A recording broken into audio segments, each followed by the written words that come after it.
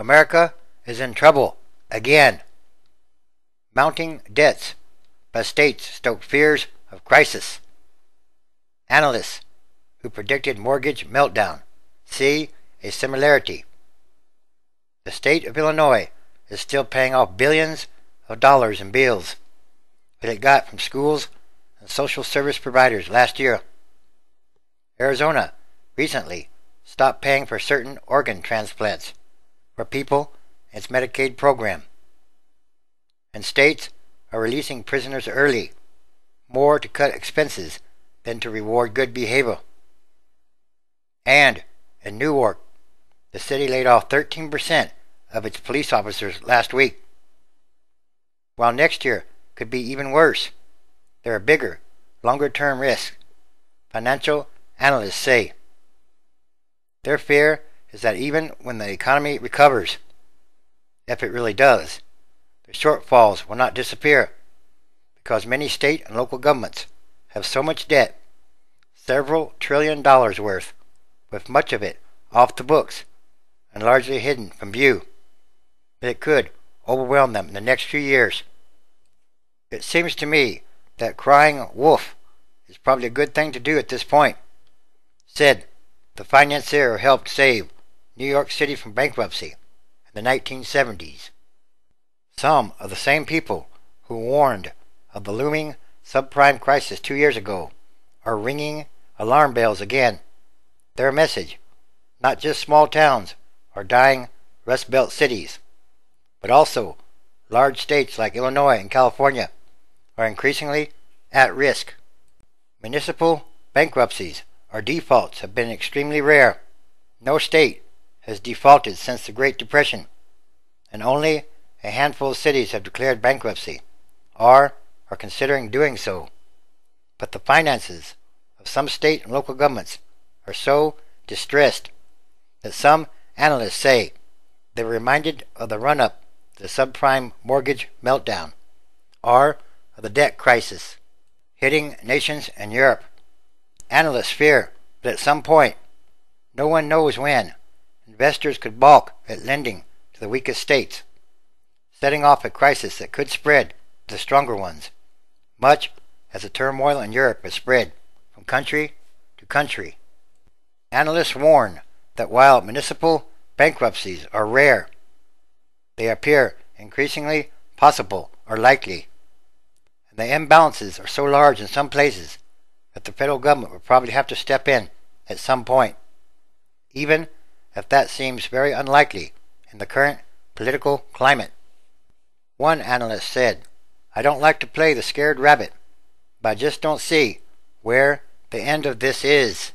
As the downturn or recession has ground on, some of the worst hit cities and states have resorted to fiscal sleight of hand to stay afloat, helping them close yawning budget gaps each year, but often at great future cost.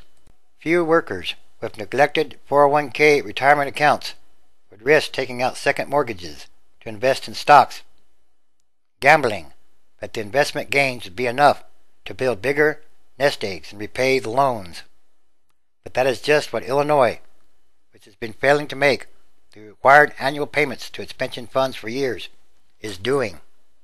It borrowed $10 billion in 2003 and used the money to invest in its pension funds. The recession sent their investment returns below their target, but the state must repay the bonds with interest. The solution? Illinois sold an additional $3.5 billion worth of pension bonds this year and is planning to borrow $3.7 billion more for its pension funds. It is the long-term problems of a handful of states, including California, Illinois, New Jersey, and New York, that financial analysts worry about most, fearing that their problems might precipitate a crisis that could hurt other states by driving up their borrowing costs. But it is the short-term or immediate budget woes that nearly all states are facing that are preoccupying elected officials. Illinois is not the only state behind on its bills. Many states, including New York, have delayed payments to vendors and local governments because they had too little cash on hand to make them. California paid vendors with IOUs last year. A handful of other states, worried about their cash flow, delayed paying tax returns or tax refunds last spring. And now, just as the downturn has driven up demand for state assistance, many states are cutting back. The demand for food stamps has been rising significantly in Idaho, but tight budgets led the state to close nearly a third of the field offices of the state's Department of Health and Welfare, which take applications for them. So, as states have cut aid to cities, many have resorted to previously unthinkable cuts, laying off police officers and closing firehouses. Those cuts in aid to cities and counties, which are expected to continue, are one reason some analysts say cities are at greater risk of bankruptcy or are being placed under outside oversight, and next year is unlikely to bring better news. In other words, it's probably going to get worse before it gets better. States and cities typically face their biggest deficits after recessions officially end, as rainy day funds are depleted and easy measures are exhausted. And this time is expected to be no different. The federal stimulus money increased the federal share of state budgets to over a third last year, from just over a quarter in 2008, according to a report issued last week by the National Governors Association and the National Association of State Budget Officers. That money is set to run out next summer. Tax collections, meanwhile, are not expected to return to their pre-recession levels for at least another year or two. That is, if all goes well. And given that the housing market and broader economy remain weak and that unemployment remains high, and next year could be the worst yet. And few expect the federal government to offer more direct aid to states, at least in the short term. Many members of the new Republican majority in the House campaigned against the stimulus, and Washington is debating the recommendations of a debt reduction commission. So some states are essentially borrowing to pay their operating costs, adding new debts that are not always clearly disclosed. Arizona, hobbled by the bursting housing bubble, turned to a real estate deal for relief, essentially selling off several state buildings, including the tower where the governor has her office, for a $735 million upfront payment. But leasing back the buildings over the next 20 years will ultimately cost taxpayers an extra $400 million in interest. Many governments are delaying payments to their pension funds, which will eventually need to be made, along with the high interest, usually around 8%, that the funds are expected to earn each year.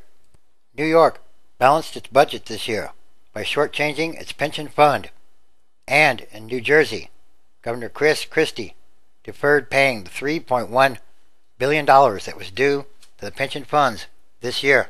It is these growing hidden debts that make many analysts nervous. States and cities currently have around $2.8 trillion worth of outstanding bonds, but that number is dwarfed by the debts that many are carrying off their books. State and local pensions, another form of promised debt, guaranteed in some states by their constitutions, face hidden shortfalls of as much as $3.5 trillion by some calculations. And the health benefits that state and large local governments have promised their retirees going forward could cost more than $530 billion, according to the Government Accountability Office. Most financial crises happen in unpredictable ways, and they hit you when you're not looking, said Jerome H. Powell, a visiting scholar at the Bipartisan Policy Center, who was an under-secretary of the Treasury for Finance during the bailout of the savings and loan industry in the early 1990s. This one isn't like that. You can see it coming. It would be sinful not to do something about this while there's a chance. So now states are bracing for more painful cuts, more layoffs, more tax increases, more battles with public employee unions, more requests to bail out cities, and, in the long term, as cities and states try to keep up on their debts, the very nature of government could change, as they have less money left over to pay for the services they have long provided. Richard Ravitch, the Lieutenant Governor of New York, is among those warning that states are on an unsustainable path and that their disclosures of pension and healthcare obligations are often misleading, and he worries how long it can last. They didn't do it with bad motives, he said. 95% of them didn't understand what they were doing. They did it because it was much easier than taxing people or cutting benefits. We're getting closer and closer to the point where we can't do that anymore. I don't know where that is, but I know we're close. And yes, we're very close, because all these are more signs of the times, the end times, transition days, which is a continuing day-by-day process. In other words, what kind of world are we leaving to the future generations? And all systems that must change quickly or rapidly, and for the better. Again, Revelation chapter 15. And I saw another sign in heaven, great and marvelous, 7 angels having the 7 last plagues, for in them is filled up the wrath of God. 2. And I saw as it were a sea of glass mingled with fire, and them that had gotten the victory over the beast, and over his image, and over his mark, and over the number of his name, stand on the sea of glass, having the harps of God. 3. And they sing the song of Moses, the servant of God, and the song of the Lamb, saying, Great and marvelous are thy works, Lord God Almighty. Just and true are thy ways, thou King of saints. 4. Who shall not fear thee, O Lord, and glorify thy name? For thou only art holy, for all nations shall come and worship before thee, for thy judgments are made manifest. 5. And after that I looked, and behold, the temple of the tabernacle of the testimony in heaven was opened. 6. And the 7 angels came out of the temple, having the 7 plagues, clothed in pure and white linen, and having their breasts girded with golden girdles. 7. And one of the 4 beasts gave unto the 7 angels 7 golden vials full of the wrath of God, who lives forever and ever. 8. And the temple was filled with smoke from the glory of God, and from his power, and no human was able to enter into the temple until the 7 plagues of the 7 angels were fulfilled. And yes, it's time for all prophecy to be fulfilled, and there are many types of signs happening day by day all around the world.